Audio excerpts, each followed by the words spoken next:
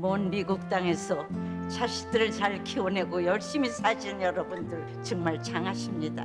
안녕하세요. 전원주입니다. 전쟁도 가난도 겪은 우리 세대는 참 눈물겨운 세월을 살았죠. 아메리칸 드림을 이루기까지 여러분들의 세월이야 어떠셨겠습니까? 건강 관련 프로그램에 출연하면서 요즘 제가 깨달은 건요, 양 한 방을 잘 결합하는 게 최고의 건강 관리라는 겁니다. 클레버 케어, 메디케어 어드밴티지 플랜 아세요? 양방과 한방의 좋은 혜택들을 쏙쏙 뽑아서 제공해주는 똘똘한 플랜이더군요.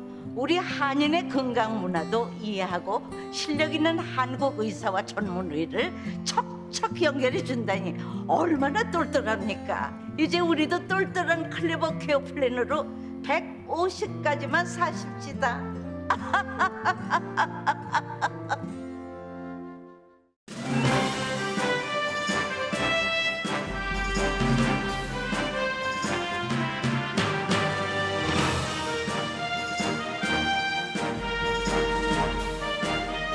새해 복 많이 받으세요. 강혜신의 오늘의 미국.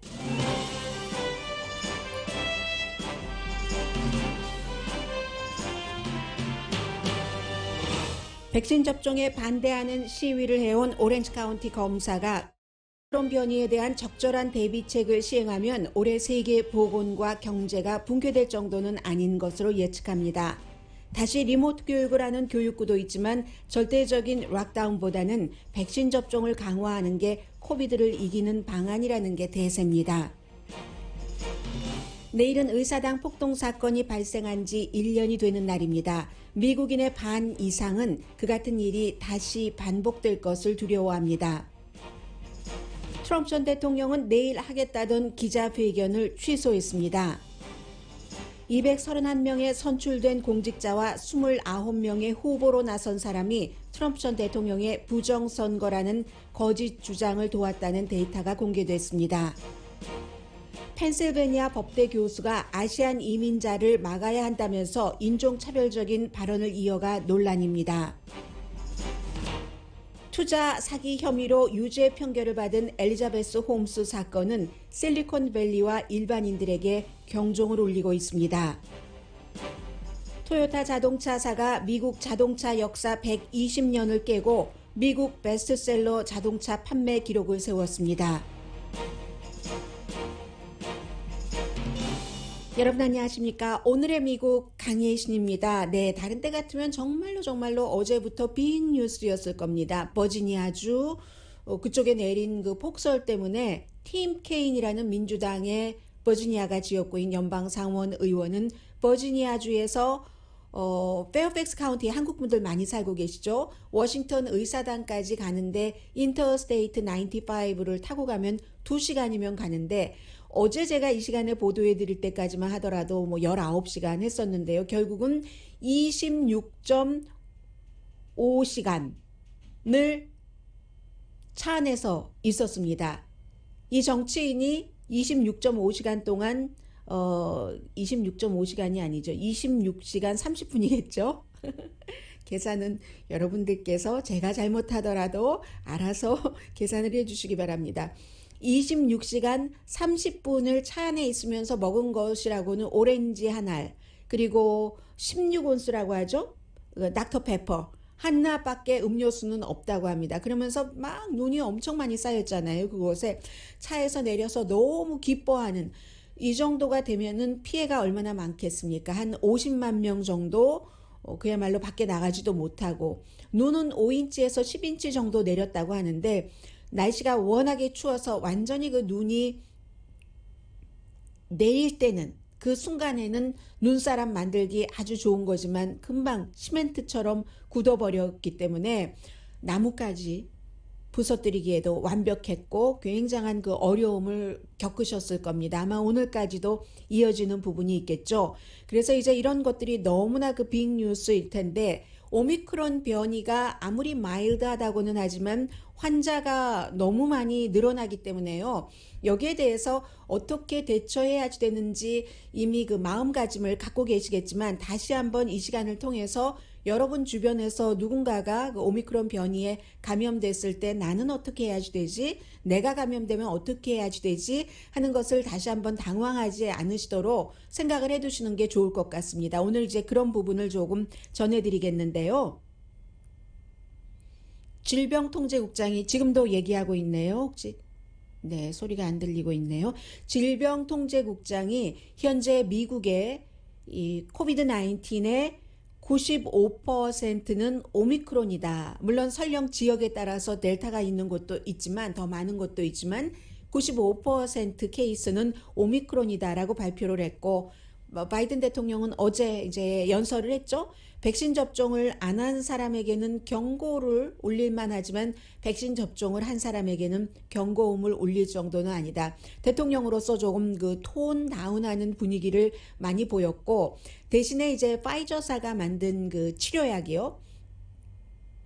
이 치료약을 2배로 늘려서 당초에 이제 1,000만 명을 치료할 수 있는 것을 연방 정부가 사겠다 했는데 2천만 명분으로 늘렸습니다. 그러나 기다려야지 됩니다. 이제 겨우 뭐 20만 조금 넘게 생산이 됐을 겁니다. 생산 속도가 조금 빨라지기는 하겠습니다만 그렇게 해서 안심시키면서도 대통령은 학교 문을 닫는 것을 권하지는 않았습니다. 그런데 이게 뭐 연방정부나 대통령이 이렇게 하라 저렇게 하라 해서 하는 일이 아니라 당장 이제 오늘 수요일 맞죠? 시카고 교육부는 교사 노조의 결정으로 오늘 하루는 일단 문을 닫습니다.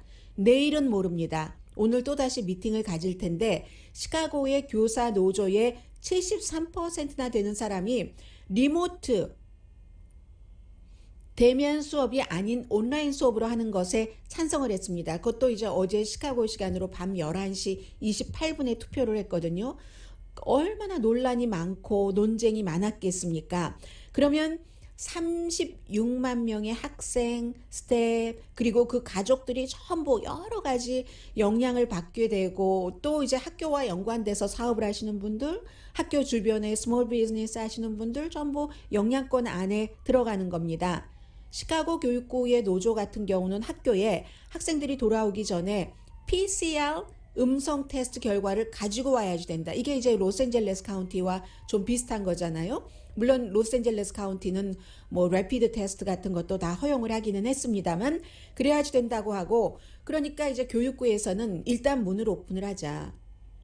테스트를 많이 늘리겠다. 뭐 일주일에 뭐 3만 명 테스트를 하게 하고 또 하게 늘리겠다. 그리고 KN95 좀 단단하게 방어가 되는 마스크도 당장 한 20만 개 정도를 지급을 하겠다라고 했는데 그것 가지고 안 된다. 테스트를 해라 하는 게 교사 노조의 얘기였습니다. 교사들은 학생들의 건강만 생각하는 게 아니라 본인 가족의 건강까지 지금 같이 생각하고 지역의 상황을 보고 결정을 한 거겠죠. 그리고 이제 스태프들이 격리가 되는 것은 꼭 본인이 양성 반응인 것뿐만이 아니라 접촉을 했을 수도 있잖아요. 그 감염된 사람에게 접촉을 했을 경우는 접촉을 하고 나서 현재 가이드라인에 따르면 닷새 뒤에 테스트를 받아야지 됩니다. 그리고 이제 만약에 부스터샷까지 맞았으면 양성 반응인 사람과 접촉을 했다 하더라도 격리를 할 필요는 없습니다. 그렇지만 부스터샷을 맞지 않은 사람은 이제 뭐 만약에 그 노출된 사람과 이렇게 있을 때 조금 까다롭게 되죠. 이런 여러 가지 것들도 시카고에서 그 지적을 하면서 20%의 스텝이 어떠한 형태로든 격리가 되면은 이제 리모트로 할 것을 전체적으로 그런 것을 제안을 했고요. 또 학교 선생님들은 이런 얘기를 합니다. 최근에 시카고에서 랩탑을 이 노트북을 10만 개나 샀는데 왜 학생들 나눠주고 리모트 교육하면 되지. 그렇지만 이게 그렇지가 않잖아요. 학부모님들은 다 알고 계시는 스토리잖아요. 그래서 내일부터는 모릅니다. 시카고의 얘기를 로스앤젤레스에서 미 전국에서 듣고 계시는 여러분들께 알려드리는 것은 이것이 시카고 교육고만의 문제가 아니라는 거죠. 뭐 워싱턴 DC, 애틀란타, 시애틀, 뉴욕, 뭐 밀와키 등등 전부 개학을 연기하거나 여러 가지 제한 사항을 붙였잖아요. 로스앤젤레스 통합교육구처럼. 그래서 배우는 것이 굉장히 중요하죠. 어제 바이든 대통령이 얘기를 한 것처럼. 그렇지만 이렇게 이제 뭐 학생들뿐만이 아니라 스텝도 양성이 나오는, 무더기로 나오는 이 경우를 어떻게 할 것인가, 어쩌란 말이냐 해서 오늘 이제 다시 시카고 교육구는 만나서 투표를 하고요. 레리 호건 한국의 사위라는 메릴랜드 주지사는 주 비상사태를 선포했습니다. 캘리포니아주보다 병원 입원한 사람이 2배 이상 많습니다. 5천 명이나 돼서요. 그리고는 캘리포니아주의 오렌지 카운티 지방검사가 또 공화당 리더입니다. 이 여성은 코비드라고 친구에게 말하고 일주일 뒤에 숨졌습니다. 그런데 젊은 사람이에요. 46살밖에 되지 않았습니다. 캐리 엠비라는 검사인데 오렌지 카운티 중앙위원회의 멤버니까 뭐 영킴 의원이라든가 미셸 스틸 의원들도 다 잘 알고 있겠네요. 2020년도에도 주 하원 선거에도 출마를 했고 올해도 또 출마할 예정이었는데 백신 의무화에 굉장히 강하게 반대를 했습니다. 지난달에요. 12월 4일에도 반백신 시위, 얼바인에서 열린 이 시위에 참여해서 연설을 했고 그리고 반백신 시위, 여기 어디서 마련을 했냐면요. UC 얼바인과 캘스테이트 풀루턴의 터닝 포인트 USA라는 이런 그 백신 접종에 반대하고 하는 이런 그룹이 주최한 그 같은 그 미팅에 참석을 해서 연설도 했고 여러 사람이 모인 곳에서 말을 했거든요. 하면서 그때 말한 게 자유보다 소중한 게 어디 있는가, 백신 의무화가 말이 되느냐 이런 얘기요. 자유가 제일 중요하다라고 하는데 무슨 신체적인 자유를 뭐 버리고 나라를 구하는 것도 아닌데 생명이 더 중요하겠죠. 이 케이스에는.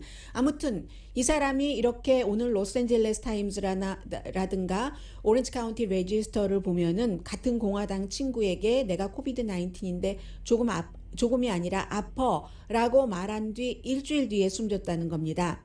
그러니까 또 오렌지 카운티 그 공화당에 많은 사람들이 이 검사가 백신 접종을 받았다. 켈리 엠비 검사가 46살이요. 백신 접종을 받았다라고 이 사람 저 사람이 계속 얘기를 하니까 남편이 거짓말 좀 퍼뜨리지 말아라.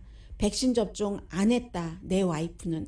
백신 접종을 안 한 게 숨진 내 와이프가 갖고 있었던 문제였다라고 얘기를 했습니다. 백신 접종의 중요성 말씀드리고요. 증상은 지금 오미크론 변이가 조금 다르다는 얘기들도 하고 있어요.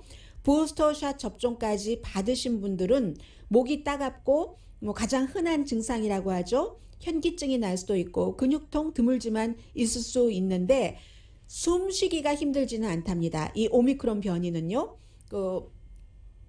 어떤 경우에 약간 거북하다 하지만 뭐 힘들다고 말할 수 있는 뭐 불편하다고 말할 수 있는 정도는 아니라고 하고요. 이게 이제 부스터샷 접종을 받으신 분들의 케이스입니다. 그런데 나이 드신 분들은요. 일어나지 못하는 경우도 있답니다. 특히 뭐 암 치료를 받고 계시다던가 아니면 뭐 당뇨 환자 이런 분들의 경우는 굉장히 증상이 약하다고는 하지만 조심하셔야지 되고요. 아무튼 이리하여 어제 질병통제국에서도 식품의약국에 이어서 부스터샷 접종을 어린아이들에게도 해라. 그리고 또 하나는 이제 그 격리기간 닷새가 끝나고 나서 반드시 직장에 복귀할 때 네거티브 테스트를 해야지 된다 하는 조항은 역시 식품의약국처럼 붙이지 않았습니다.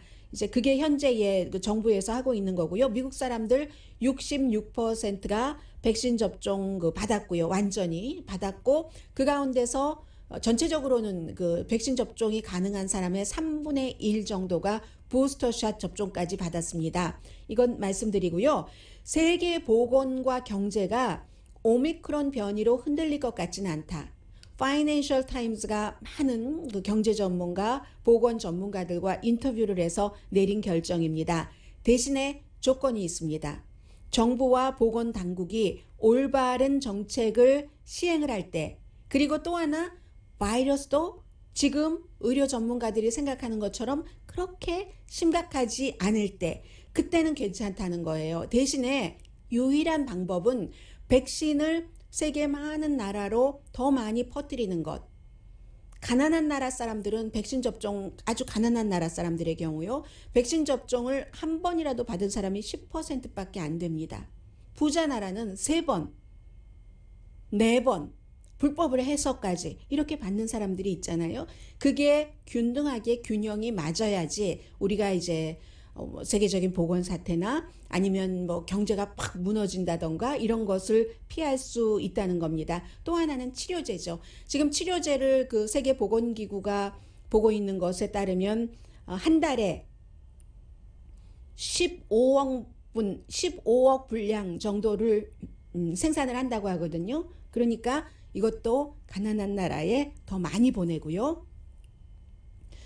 그리고 또 하나는 이 내용은 볼티모어의 전 그 보건 커미셔너였던 닥터 리나 웨인 씨가 워싱턴 포스트에 쓴 그 어피니언란에 쓴 건데 칼럼니스트이기도 합니다. 뭐라고 얘기를 하냐면 이분의 이 지적을 심지어는 뉴욕타임즈에서도 인용을 하고 있습니다.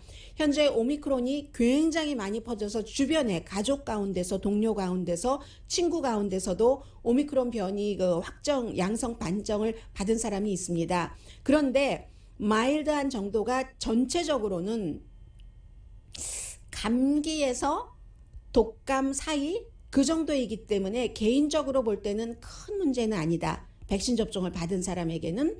그렇지만 사회 집단적으로 볼 때는 여전히 그 문제잖아요. 위험이 있죠. 그래서 이제 부스터샷 맞은 사람에게는 더더욱 별다른 위험이 없다고 하고 나이 드신 분들은 그래도 조심하셔야지 되고요. 해서 락다운까지 하면서 이렇게 하는 것은 아닌 것 같다. 그 오미크론을 백신 접종을 많이 늘리면서 더 늘리면서 이게 문제죠. 개인의 의지니까 백신 접종을 늘리면서 약간 백신 접종 받고 부스터샷 받은 사람도 예를 들어서 거기에 그 노출이 되더라도 오미크론 변이에 노출되더라도 면역성이 또 키워지고 하는 것이니까 그러니까 백신 접종을 한 사람까지 격리하는 것은 비합리적이다. 이 사람들 어차피 뭐 위험도도 낮고 하니까 이런 것. 학생이 못 배우는 것도 굉장히 위험한 것이다. 그러니까 학교 문을 함부로 닫는 것도 반대를 하는 거죠, 이분. 더군다나 식당도 장사 못하고 소매업도 못하고 여행업계도 더 이상 올 수는 없잖아요. 그렇기 때문에 부스터샷 접종을 굉장히 강조를 해야지 되고 또 하나 이 닥터가 얘기하기는 정부와 사업체는 백신 의무화를 강화해야지 된다. 그래야지 오미크론 확산 줄이고 병원 입원율, 사망률도 줄인다는 거잖아요. 또 하나 아무리 똑같습니다. 처음부터 지금까지 하는 얘기가 반복이에요. 그러나 이 세상 모든 만고 진리의 그 어떤 명제 같은 것은 기본이잖아요. 백신 접종, 부스터샷을 받았더라도 나이 드신 분이나 면역성이 약한 분들은 또 다른 더 본인에게 까다로운 결정을 해야지 된다는 거죠. 예를 들어서 이분이 얘기를 했습니다. 75세 되신 분들은 부스터샷을 맞았다 하더라도 그 이상이신 분들은요.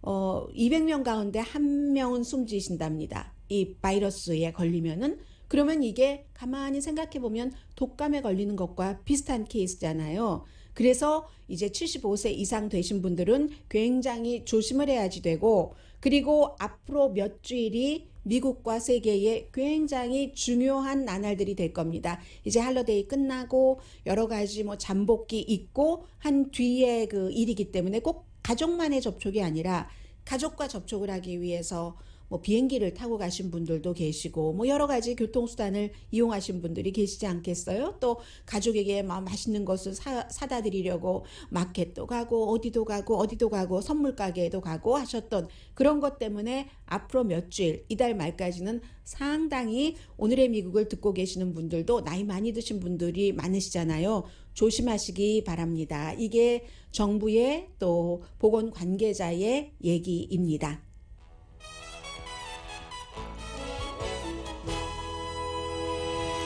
테스트 자주 하시고요. 그래야 이제 그 테스트를 자주 한다는 게 본인이 본인에게 뭔가를 생각을 하고 하는 거잖아요. 저도 테스트 결과 또 어제도 그 네거티브 나왔는데요. 아무튼 여러분들 모두 신경 쓰시기 바랍니다.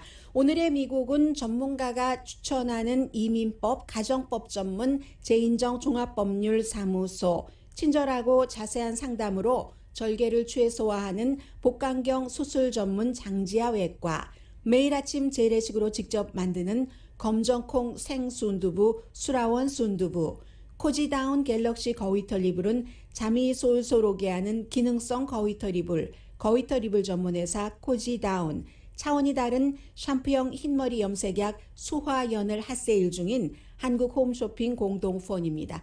잠시 뒤에 사실은 오늘 가장 하이라이트가 될 만한 뉴스는 미국의 정말 유명한 대학교에 이런 교수가 있구나, 영향력이 클 텐데 하는 생각이거든요. 그러나 그 전에 먼저 전해드려야지 될 뉴스가 있습니다. 잠시 뒤에 뵙겠습니다.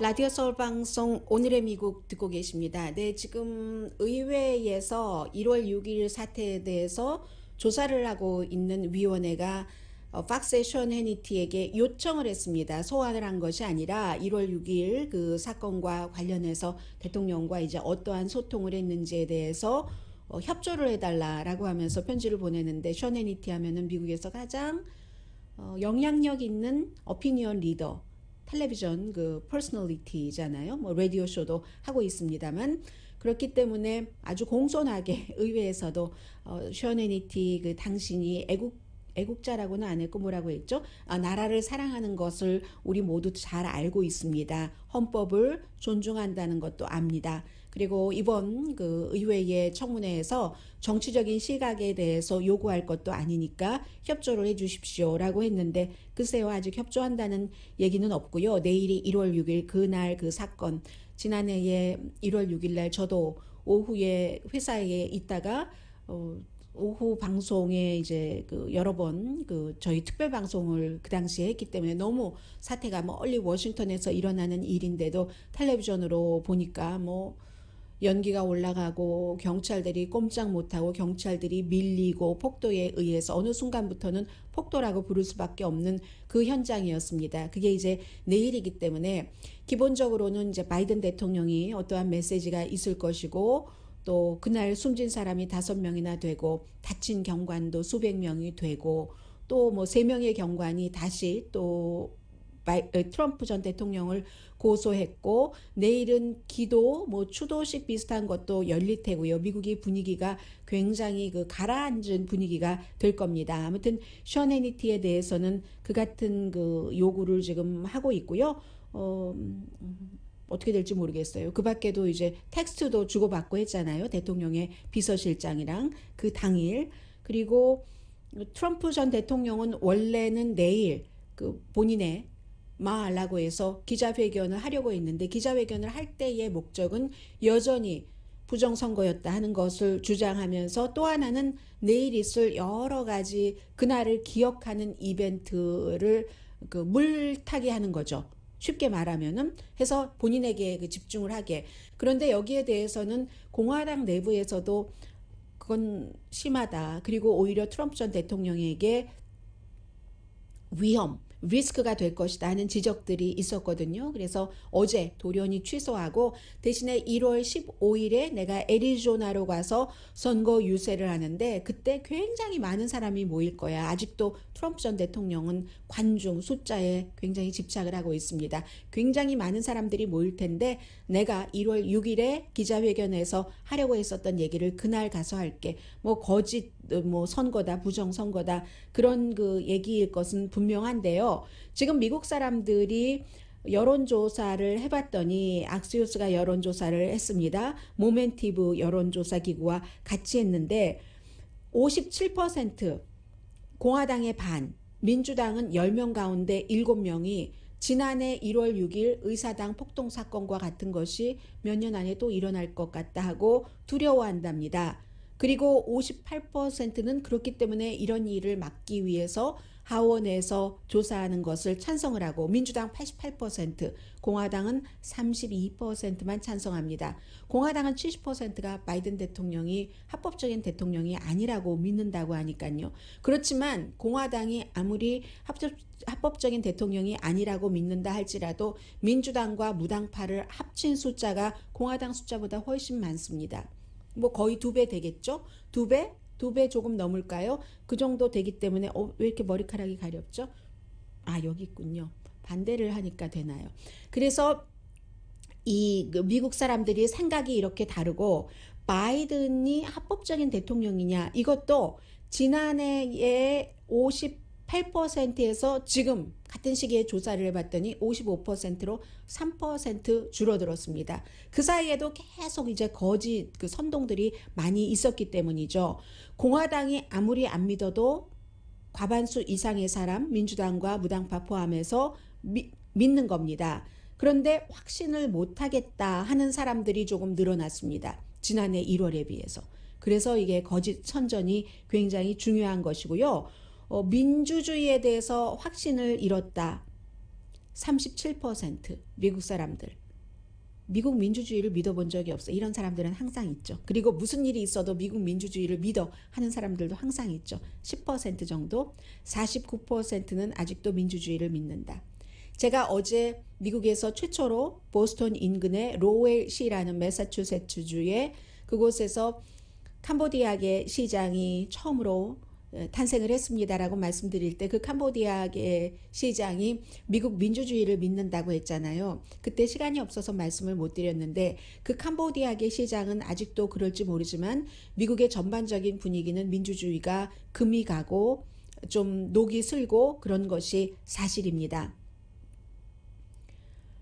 공화당은 47%, 민주당은 28% 이 민주주의에 대한 믿음을 더 많이 잃어가고 있다라고 하고 나이 드신 분일수록 지난해에 있었던 그 폭동 사건 굉장히 중요하게 생각하고 의회의 조사를 젊은 사람보다 더 많이 지지합니다. 그리고는 이제 이 모든 것을 바이든 대통령을 쳐다보잖아요. 이 상황에서 바이든 대통령이 할 수 있는 일이 무엇이 있겠는가? 너무너무 정치적으로 분열돼서 코비드 19을 잡으려고 하면은 백신 의무화 안 되고 자유를 위배한다고 하고 그리고 또 이제 확산이 더 많이 되면은 대통령은 뭐 하는 것이냐고 하고 그것도 잡지 못하고 이런 그 형태이기 때문에 바이든 대통령으로서도 굉장히 그 억울한 면이 있을 겁니다. 그러나 바이든 대통령으로서도 또 그 혜택을 보는 것도 있습니다. 그 트럼프 전 대통령이 그 시대에 백신이 빨리 만들어졌기 때문에 그나마 또 여기까지 온 이런 그 여러 가지가 있고요. 결국은 국민의 수준대로 가기 때문에 1월 6일 이 사건 자체를 어떻게 볼 것인가, 앞으로 어떻게 갈 것인가도 국민이 결정을 할 겁니다. 현재는 이렇습니다. 231명의 선출된 공직자와 29명의 지금 후보로 나서고 있는 사람이 트럼프 전 대통령이 말하는 선거는 부정선거였어 라는 것을 뒷받침하려고 조직적으로 지지를 하고 행동을 했다는 겁니다. 저는 이 뉴스를 영국 매체를 통해서 봤는데 내일 아마 구체적으로 발표가 될 모양이에요. 그 반란 인덱스 Insurrection Index, 폭동이 아니라 Riot Index가 아니라 여기는 아예 반란이라고 썼습니다. 그렇게 해서 Public Wise라고 투표 권리를 보장해야지 된다 하는 그 운동을 하는 그런 그 조직이 있거든요. 이 조직에서 증거를 다 대면서 147명의 의회, 연방의회 멤버, 59명의 군인, 31명의 법집행관, 7명의 로컬 교육위원이 어떻게 트럼프 전 대통령의 거짓 주장을 지지를 하면서 거기에 운동을 캠페인을 했는가. 이것이 거짓 주장이라는 것은 공화당의 선거 개표 요원과 공화당인 조지아주의 총무처 장관, 그래서 지금 어려움을 겪고 있지만 그런 사람들 많은 각 그 지방 법원과 연방 대법원까지 도대체 말도 안 되는, 그리고 트럼프 전 대통령의 변호팀도 거기에 대해서 또 법원에 가서는 또 다른 얘기를 해요. 선동은 하는데 미디어에서. 마찬가지 아니에요? 지금 박스의 어피니언 리더도 션 해니티, 로라 잉그램, 그리고 뭐 터커 칼슨 같은 사람도 텔레비전에서 하는 말이랑 뒤에서 하는 말이랑 다르잖아요. 그런 형태. 대부분은 아직은 이게 50% 이상은 60% 가까이 선거가 올바르다고 믿지만 문제는 공화당의 70%가 그렇지 않다고 믿는 것. 이것을 명단까지 내일 쭉 그 발표를 할 모양입니다. 조직도 393군데나 된다고 하고요. 민주주의 뿌리를 그 흔드는 사건이었기 때문에 700명 기소됐는데 지금 션 해니티의 방송과 메모에서도 마찬가지입니다. 션 해니티도요. 1월 6일 날 그 이후에 분위기 싹 보니까 이건 정말 심각한 거거든요. 하니까 모든 그런 말하자면 그 침략자들은 다 체포됐다. 뭐 이렇게 얘기하고 했어요. 방송에서도. 그런데 1월 6일 의사당 폭동 사건에 대해서는 한 사람만 전혀 처벌받지 않고 있습니다. 그 사람이 누구냐면 사실은 그 같은 일을 거기까지 원했는지는 모르지만 일종의 가라 동료를 한 텔레비전으로 다 봤습니다. 그날 아침에 연설하는 것. 그렇게 얘기한 트럼프 전 대통령에게는 션 해니티도 공화당의 어떠한 사람도 심지어 그 폭도들을 비난하는 사람들도 비난하지 않고 있습니다. 이게 지금 굉장히 중요한 문제고요. 왜냐하면 대통령이었기 때문에. 그리고 또 하나 지금도 공화당에서 인기 있는 사람이기 때문에. 그래서 계속 거짓 주장이 통하는 겁니다. 굉장히 주의를 해야지 되고요. 그리고 지금 제가 굉장히 중요한 이슈를 하나를 전해드리려고 하는데 잠시 뒤에 전해드리는 게 낫겠습니다. 사람의 왜냐면 좀 여러분들께 자세히 전해드리고 싶어서요. 잠시 뒤에 펜실베니아 법대 교수가 아시안 이민은 받으면 안 돼. 줄여야 돼. 이렇게 말한 거. 그것도 아주 노골적으로 논쟁입니다. 전해드립니다.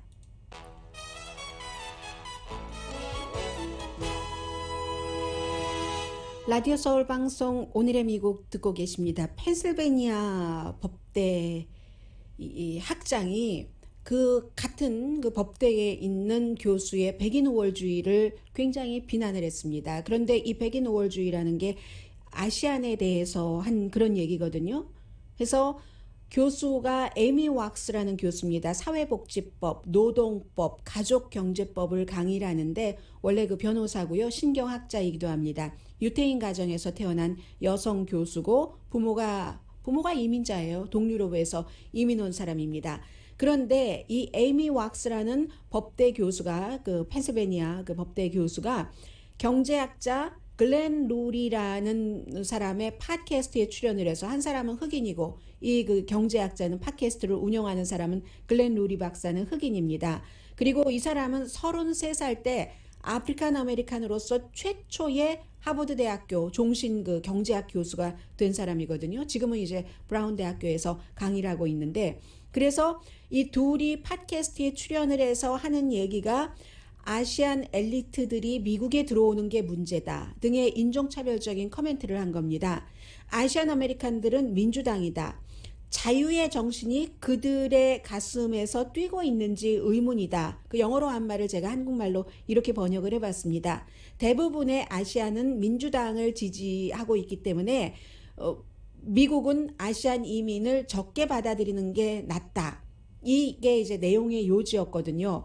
그런데 이제 이 교수는 이번에 한 번만 그런 것이 아니라 전에도 그 전국 보수 컨퍼런스라는 내셔널 컨서버티즘 컨퍼런스에서 2019년도 매년 열리는 그 컨퍼런스에서 문화적이거나 아니면 미국인이 백인이 아닌 인종보다는 문화적이거나 아니면 다른 방면으로 미국은 백인이 아닌 인종보다는 백인인 게 낫다 뭐 이런 얘기를 한다던가 많은 얘기를 해서 심지어는 2017년도에 법대 교수들이 학장에게 청원을 했습니다. 이 왁스 교수에 대해서 이 왁스 교수는 부정확한 것을 주장을 한다. 이번에는 에이시안에 대해서 얘기를 했지만 예를 들어서 아프리칸 아메리칸 학생들이 공부를 잘 못해서 졸업률이 뭐 반밖에 안 돼. 탑 50%만 졸업을 해. 이런 식인데 그게 사실과 다르다고 하거든요. 그래서 반 정도만 그것도 가까스로 졸업을 해. 이런 형태로 얘기를 해서 그때도 그런 일이 있었는데 이번에 학장이 그 얘기를 하기를요. 학장이 그 디도어 루거라는 그 학장입니다. 표현의 자유로 팟캐스트에서 그 교수가 그 같은 주장을 한 것이 보호는 받지만 우리 학교의 제도와 학교의 정책, 학교의 정신에는 반대가 된다. 미국과 이 빌딩에서 끊임없이 인종차별을 상기시키는 발언들이다. 남녀차별, 외국인 혐오, 이걸 추상적인 개념이 아니라 현실에서 은밀하게 이런 것들이 지금 미국과 우리 학교 빌딩에 퍼지고 있다 하면서 표현의 자유이기 때문에 어떻게 완전히 쫓아내지는 못하지만 제한된 학과만을 가르칠 것이다. 이게 그 필수 학과, 필수 과목은 이 교수에게 가르치지 않게 할 것이다. 유니버시티 오브 펜실베니아의 법대 학장이 한 얘기입니다. 이렇게 알게 모르게 무슨 뭐 예를 들어서 유니버시티 오브 펜실베니아 많은 그 유수한 대학교들이 다 리버럴이라고 하지만 꼭 그렇지도 않습니다. 그리고 이런 차이를 말씀드리고 싶은 게 유태인 같은 경우는 워낙에 미국에서 이탈리아계, 아이리시계, 유태인계 억압을 받은 게 많기 때문에 굉장히 좀 다양성, 사회적인 다양성을 추구한다고 하지만 그렇지 않는 사람들이 있습니다. 심지어는 아프리칸 아메리칸 가운데서도 그런 생각을 갖고 있는 사람이 있잖아요. 에이시안으로서는 인구도 작고 이민의 역사도 짧고 항상 이런 것을 눈뜨고 생각을 해야지 되는 거고요. 그리고 또 하나 전해드립니다. 현대자동차가 미국에서 혼다 자동차 판매를 지난해 앞섰다고 하는데 그것보다 더 엄청난 일이 일어났습니다. 도요타 자동차사가 지난해에 외국 자동차 제품으로 처음으로 미국 자동차 판매를, 미국에서 만든 자동차 판매를 넘어섰습니다. 120년 만이에요. 포드를, 그것도 미국에서 많이 팔리잖아요. 물론 생산 문제, 컴퓨터 칩 문제, 뭐 이런 여러 가지 그 이슈들이 있죠. 전기 자동차로 바뀌어가는 그런 문제들도 있는데 제너럴 모터스 하면은 미국 탑셀링 자동차인 것은 누구나 다 압니다. 그런데 이 120년 역사를 깼다는 겁니다. 해서 자동차의 미래를 봐야지 되는 거고 제너럴 모터스뿐만이 아니라 이제 포드도 있고 예상보다 적게 판매했죠. 자동차에 대해서는 너무 많은 분들이 저도 리스를 안 하고 리스하던 거를 샀다니까요. 그런 형태로 칩이 부족하고 공급망이 엉망이고 했었던 것이 있어서 지금 그 제너럴 모터스도 제너럴 모터스뿐만이 아니라 미국에서 자동차 판매가 뭐 2000년보다는 2021년에 2.5%가 적었고 팬데믹 이전보다는 훨씬 더 많이 적죠. 제너럴 모터스도 지난해에 미국에서의 판매가 13%가 줄어들어서 트럭과 자동차, 승용차 모두 합쳐서 220만 대를 팔았는데 토요타는 230만 대, 한 10만 대 많이 판 겁니다. 그럼 토요타는 어떻게 이걸 이뤄냈는가? 토요타는 일본이 쓰나미가 있었잖아요. 2011년도에. 그리고 지진도 있었고 그때 뭔가를 좀 확보를 해놔야지 되겠다 해서 칩 같은 것을 조금 확보를 해놨다는 겁니다. 그럼 이제는 올해는 역시 토요타도 칩에 있어서 공급의 부족함 같은 것을 겪을 확률이 높은 건 사실이죠. 그러나 120년의 미국 이 자동차 역사를 깼다는 것을 지금 미국에서는 굉장히 중요하게 보고요. 미국 자동차 회사들의 그 시장 점유는 끝났다고 보는 겁니다.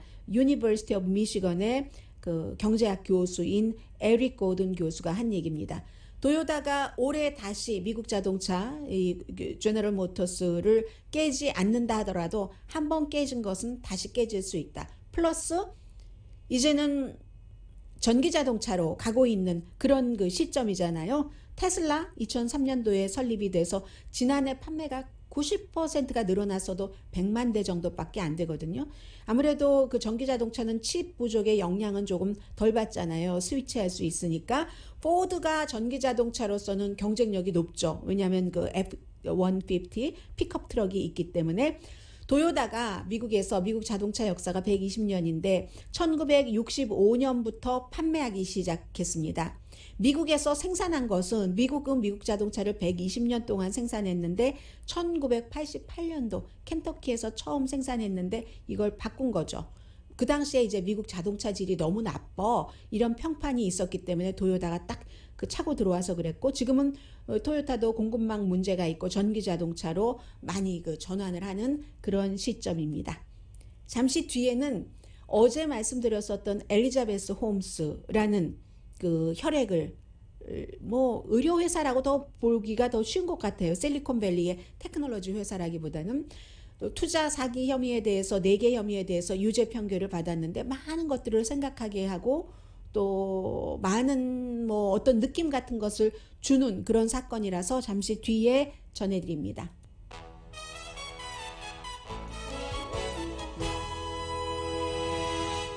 라디오 서울 방송 오늘의 미국 듣고 계십니다. 네, 엘리자베스 홈스라는 테라노스라는 혈액 한두 방울로 뭐 수백 가지의 질병을 확인할 수 있는 기구를 우리가 발명을 해서 이거 막 다 투자 모으고 해서 뭐 미국의 그 큰 그 소매업소의 상속자들이 많이 돈을 투자를 했어요. 뭐 예를 들어 아무웨이라든가 화장품, 월마트, 또 그밖에 뭐 세이프웨이 같은 데는 협업도 했고요. 월그린도 마찬가지고 베시 드버스라는 그 트럼프 전 대통령 시대에 굉장히 논란이 많았던 교육부 장관도 투자를 했고 아주 세계적인 부자 카를로스 슬림도 투자를 했고 했는데 원래 시작부터 이제 스탠포드에 들어가서 1학년 때 학교를 이제 중퇴를 했죠. 교수들이 이 아이디어를 얘기를 했을 때 이건 안 된다 했는데 한 교수가 지원을 했고 사람도 소개를 했고 그래서 2003년도에 원래는 다른 이름으로 회사를 설립을 해서 수많은 사람들이 뭐 알만한 사람들이 많이 그 모였는데 2015년도에는 조 바이든 대통령도 부통령일 때 방문을 했습니다. 그 실험실에 방문을 했는데 실리콘밸리에 있는 실험실에 방문을 했는데 너무 인상적이었다고 하는데 그게 다 가짜였다는 거예요. 나중에 월스트리트저널 기자가 배드 블러드 이게 꼭 아빠가 엔론의 그 에너지 회사인데 회계장부 사기하고 나중에 망하고 한 그 부사장이어서가 아니라 혈액으로 하기 때문에 배드 블러드라고 해서 다 그게 가짜다. 그냥 꾸며놓은 것이고 내부에서 이게 되지가 않아. 뭐 이게 되는 게 아니야 라고 하면서 월스트리트저널과 기자와 많은 그 교수들이 이렇게 해서 결국은 2015년부터 오늘에 이르러서 투자가들에게 4개 혐의, 사기 혐의한 것을 유죄를 인정받아서 항소한다고 하지만 실형은 피할 수 없어 보이고 이런 상태잖아요. 그리고는 또 하나가 남자와 동거를 했는데 2002년 18살 때 그 남자는 파키스탄계인데 인도로 이민 갔고 힌두교고요. 미국으로 다시 이민 와서 가정이 있는 남자와 동거를 하고 이혼 뭐 하지 않은 상태에서 그렇게 10여 년을 회사에서 같이 일하면서 회사에서 그 남자를 하이어한 것은 2005년이고요. 19살 연상입니다. 그렇게 하다가 결국은 모든 것이 다 그 남자 잘못이다 라고 지금 얘기를 하고 있어요. 그 남자가 나를 조종했다 하는데 그 남자와 회사가 이렇게 되면서 헤어지고 해고했다고 그래요. 이 여성의 말로 따르면. 그리고 본인이 굉장히 어려울 때 2018년도에 샌디에고의 에반스라는 호텔 있죠. 그 호텔 체인의 상속남인 29살이라고 하니까 37살 이 여성은 엘리자베스 홈스는 이번에는 연하의 남자와 비밀리에 결혼을 하고 아이를 낳고 이렇게 해서 결국은 실리콘밸리에서는 어떻게 보냐면요. 실리콘밸리에서 연구 이런 것들보다도 돈 같은 것을 너무 많이 돈 끌어오는 수완이 너무 좋았으니까요. 그렇게 하다 보면 결국은 이러한 그림이 어글리한 그림이 나온다는 얘기들을 합니다. 오늘의 미국은 전문가가 추천하는 이민법, 가정법 전문 제인정 종합법률사무소 장지아 외과 수라원 순두부 코지다운 한국 홈쇼핑 공동후원이었습니다. 10시에 좋은 아침 좋은 하루 방송됩니다. 강희신이었습니다. 개업을 하십니까? 행사나 이벤트의 트로피, 상패